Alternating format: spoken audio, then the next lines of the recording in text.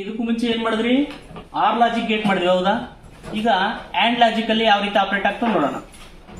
And logic ಅಲ್ಲಿ ಏನಾಗ್ತದಪ್ಪ ಅಂತಂದ್ರೆ ಇಲ್ಲಿ ಕೂಡ ಸೇಮ್, ಅಂದ್ರೆ ಆಪರೇಷನ್ ಮೆಥಡ್ ಹೆಂಗಿರ್ತದೆ ಅಂತಂದ್ರೆ ಒಂದು ಔಟ್ಪುಟ್ ಇರ್ತದ, ಎರಡು ಇನ್ಪುಟ್ ಸಿಗ್ನಲ್ ಇರ್ತಾವ. ಅಂದ್ರೆ ಔಟ್ಪುಟ್ ನ ನಾವು ಎರಡು ಇನ್ಪುಟ್ ಲಿಂದ ಕಂಟ್ರೋಲ್ ಮಾಡ್ತೀವಿ. ಸೊ ಅಲ್ಲಿ ಏನಾಗ್ತದಪ್ಪ ಅಂತಂದ್ರೆ ನೋಡ್ರಿ, ಒಂದು ಬೇಸಿಕ್ ಆಪರೇಷನ್ ಟೇಬಲ್ ನೋಡ್ರಿ ಯಾವ ರೀತಿ ಅದ.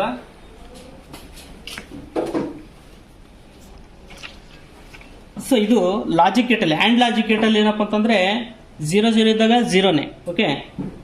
0 1 ಇದ್ದಲ್ಲಿ 0 ಆಗ್ತದ, ಅಲ್ಲಿ ಆರ್ ಗೇಟ್ ಅಲ್ಲಿ ಏನಾಗ್ತಿತ್ತು 1 ಆಗ್ತಿತ್ತು. ಸೊ ಮತ್ತೆ 1 0 ಇದ್ರೆ 0 ಇರ್ತದ, 1 1 ಇದ್ರೆ 1.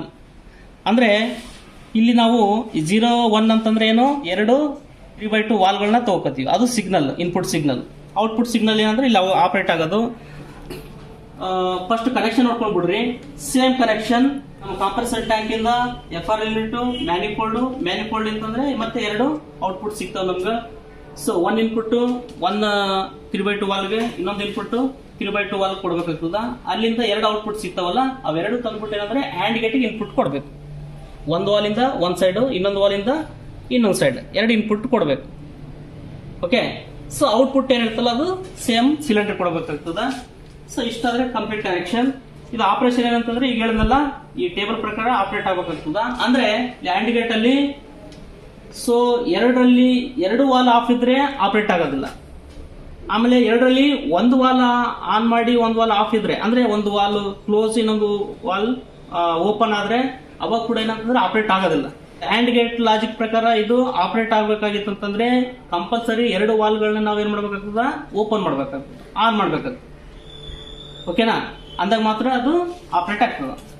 ಆ್ಯಂಡ್ ಗೇಟ್ ಲಾಜಿಕ್ ಹಂಗೆ, ಎರಡು ಇನ್ಪುಟ್ ಸಿಗ್ನಲ್ ನಾವು ಕೊಟ್ರೆ ಔಟ್ಪುಟ್ ಸಿಗ್ತದ, ಓಕೆನಾ. ಸೊ ಆಪರೇಟ್ ಮಾಡಿ ನೋಡೋಣ. ಸೊ ನಾವು ಏರ್ ಸಪ್ಲೈ ಮ್ಯಾನಿಫೋಲ್ಡ್ ಅಲ್ಲಿ ಕೊಡೋಣ. ಸೊ ಈಗ ನೋಡ್ರಿ 0 0 ಫಸ್ಟ್ ಆಪರೇಷನ್ ಟೇಬಲ್ ಪ್ರಕಾರ 0 0 ಅಂತಂದ್ರೆ ಎರಡು ಕೂಡ ಕ್ಲೋಸ್ ಆಗ್ಯಾವ, ಓಕೆನಾ. ಸೊ ಔಟ್ಪುಟ್ ನಮ್ಗೆ ಏನು ಸಿಗೋದಿಲ್ಲ, ಅಂದ್ರೆ ಆಪರೇಟ್ ಆಗ್ತಾ ಇಲ್ಲ. ನೆಕ್ಸ್ಟ್ ಏನಪ್ಪಾ ಅಂತಂದ್ರೆ ಎರಡಲ್ಲಿ ಒಂದು ವಾಲ್ ನಾವ್ ಏನ್ ಮಾಡೋಣ, ಆನ್ ಮಾಡೋಣ. ಏನಂತಂದ್ರೆ ಒಂದು ವಾಲ್ ಯಾವ್ದಾದ್ರು ಓಪನ್ ಮಾಡೋಣ. ಸೊ ಓಪನ್ ಮಾಡಿದಾಗ ಏನು ಅವಾಗ ಆಪರೇಟ್ ಆಗಲ್ಲ, ಓಕೆನಾ. ನೆಕ್ಸ್ಟ್ ಇದನ್ನ ಕ್ಲೋಸ್ ಮಾಡಿ ಮತ್ತೆ ಇದನ್ನ ಆಪರೇಟ್ ಮಾಡೋಣ. ಸೊ ಅವಾಗ ಕೂಡ ಏನಂತಂದ್ರೆ ನಮ್ಗ ಸಿಲಿಂಡರ್ ಆಪರೇಟ್ ಆಗೋದಿಲ್ಲ.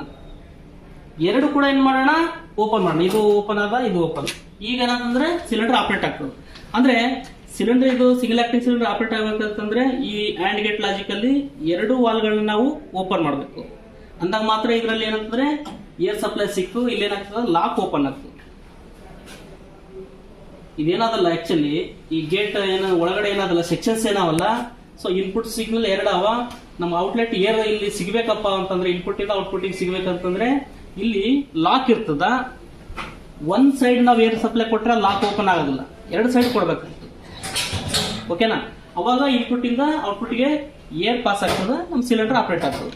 ಬಟ್ ಇದ್ರಲ್ಲಿ ಹಂಗಲ್ಲ, ಎಲ್ಲಾದ್ರೂ ಒಂದ್ ಸೈಡ್ ಕೊಟ್ರೂ ಆಪರೇಟ್ ಆಗ್ತಿತ್ತು, ಎರಡು ಸೈಡ್ ಕೊಟ್ರೂ ಆಪರೇಟ್ ಆಗ್ತದೆ or logic gate, okay. So ಇದು ಕಾನ್ಸೆಪ್ಟ್ ಈ ರೀತಿ ಇರ್ತದೆ.